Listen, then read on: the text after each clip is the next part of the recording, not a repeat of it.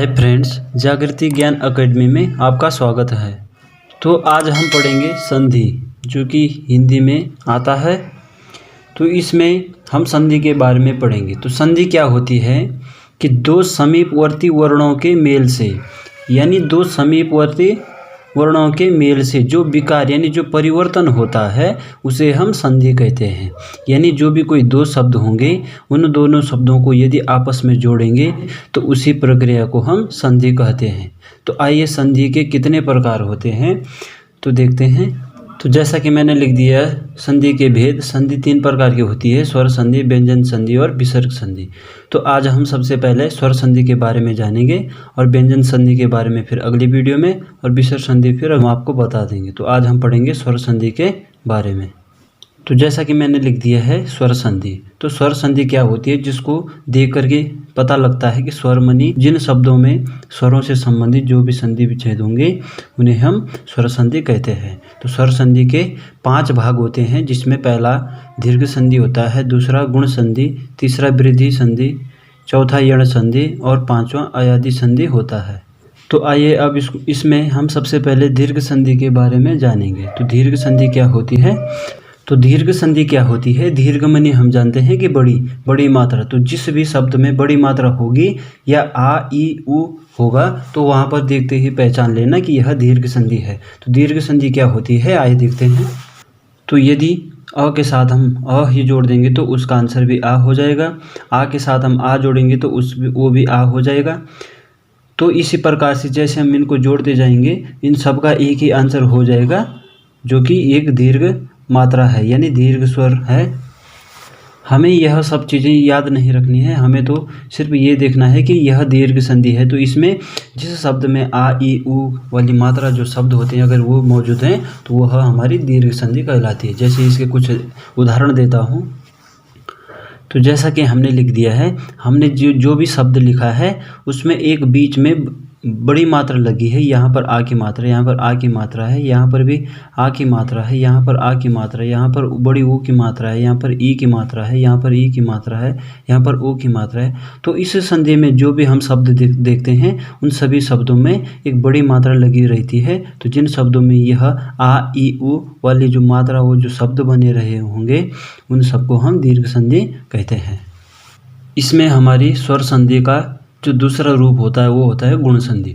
तो गुण संधि क्या होती है? जो इन निम्नलिखित स्वरों से मिलकर जो शब्द बनता है उसे हम गुण संधि कहते हैं।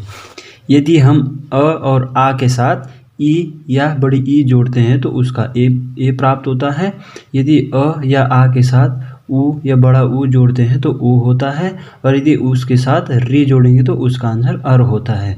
तो सिर्फ और सिर्फ जिस शब्द में हमें ए ओ और अर की मात्रा दिखेगी तो सिंपल सी बात है, हम उसे गुण संधि कहते हैं। तो इसमें देखते हैं किस प्रकार से शब्द जुड़ते हैं।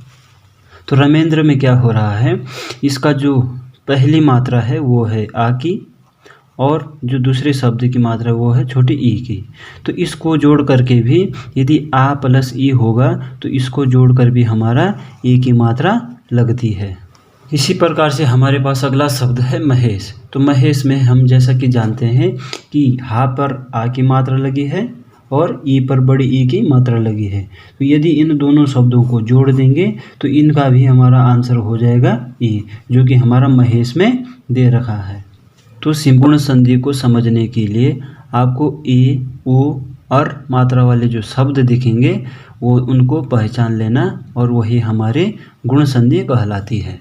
तो हमारे पास स्वर संधि का जो तीसरा खंड होता है वह है वृद्धि संधि। वृद्धि संधि यानी बूढ़ा यानी जो बड़ी मात्रा वाला होगा। तो हम जानते हैं कि बड़ी मात्रा ए और औ, जिस शब्द में अ की मात्रा और औ की मात्रा दिख जाए दूर से उसको पहचान लेना कि यह वृद्धि संधि का शब्द है।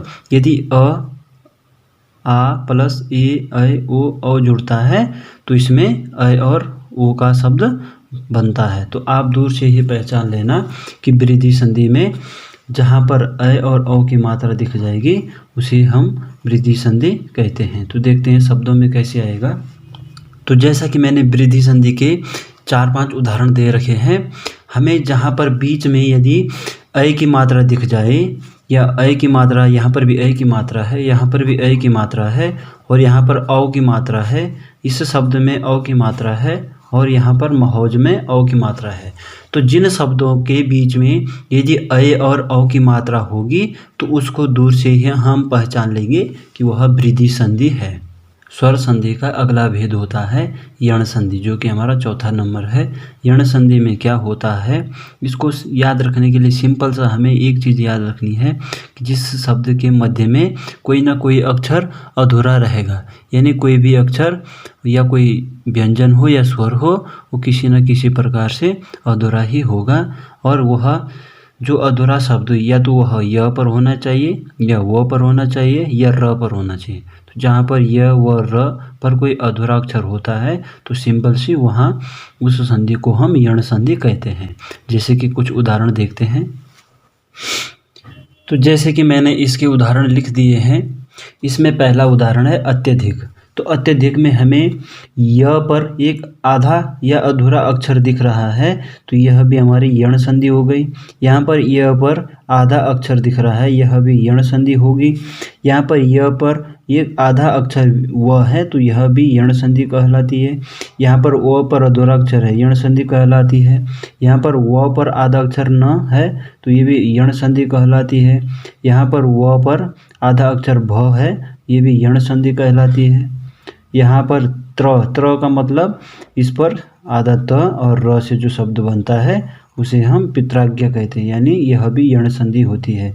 जो त्र होता है इसमें भी एक अक्षर आधा होता है, अधूरा होता है, तो यह भी हमारी यण संधि के रूप में परिभाषित होती है। जैसा कि हमने देख लिया है कि जिस शब्द में य व र पर कोई अधूरा अक्षर होता है उसे हम सिंपल सा यण संधि कहते हैं। तो स्वर संधि का पांचवा भेद होता है अयादि संधि। अयादि संधि मतलब सबसे साधारण और सिंपल सा संधि है। इसमें मात्राएं भी साधारण सी होती है।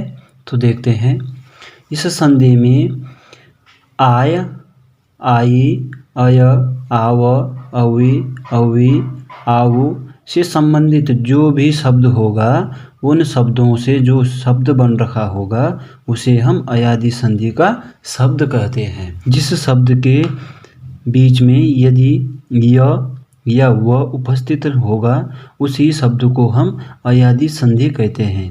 यदि य और व किसी शब्द के बीच में स्थित नहीं है तो उसे हम अयादि संधि नहीं कहेंगे। तो इनसे संबंधित जो भी शब्द होंगे उन सभी शब्दों को हम अयादि संधि कहते हैं। तो आइए देखते हैं। तो जैसा कि हमने अयादि संधि के कुछ एग्जाम्पल दिए हैं, इसमें हमारे पास नायक, गायिका, गविनी, भाव। तो इन सभी शब्दों के बीच में हमें य, व अक्षर दिख रहा है, तो उस शब्द को हम अयादि संधि के रूप में परिभाषित करते हैं। तो जैसा कि हम जानते हैं यहाँ पर यह शब्द आया है, तो नायक यानी कि नायक, ना पर आ की मात्रा आय, तो यहाँ पर आय से संबंधित होगा। जैसे गायिका, यहाँ पर गा पर आ की मात्रा हर ई, आई, यहाँ पर आई से संबंधित है। यहाँ पर गविनी, गविनी में ग पर अ की मात्रा है, यहाँ अवि हो जाएगा भावुक यानी आऊ। तो जिस शब्द में हमें य और व मिल जाएंगे उन शब्दों को हम अयादि संधि कहते हैं। तो आइए इन सभी स्वर संधि के भेदों के रूप में हम शॉर्टकट ट्रिक्स क्या बनाए हैं कि दीर्घ संधि में जिस शब्द में आ, ई और ऊ की मात्रा लगी हो उसे हम दीर्घ संधि कहते हैं। और गुण संधि में क्या होता है कि जिस शब्द के बीच में ए, ओ और अर की मात्रा लगी हो उसे हम गुण संधि कहते हैं। वृद्धि संधि में क्या है, जहाँ पर जिस शब्द में बड़ी मात्रा हो यानी ए, अय और औ की मात्रा हो उसे हम वृद्धि संधि कहते हैं। यण संधि में क्या होता है कि जहाँ पर य व र पर कोई ना कोई अधूरा अक्षर चिपका होगा तो उसे हम यण संधि कहते हैं। अयादि संधि जिस शब्द के बीच में य या व मौजूद होंगे और उन पर कोई भी मात्रा लगी होगी तो उसे हम अयादि संधि कहते हैं। तो धन्यवाद दोस्तों, आज के वीडियो में बस इतना ही। फिर मिलेंगे अगले वीडियो में अगले क्वेश्चन के साथ। तब तक के लिए धन्यवाद।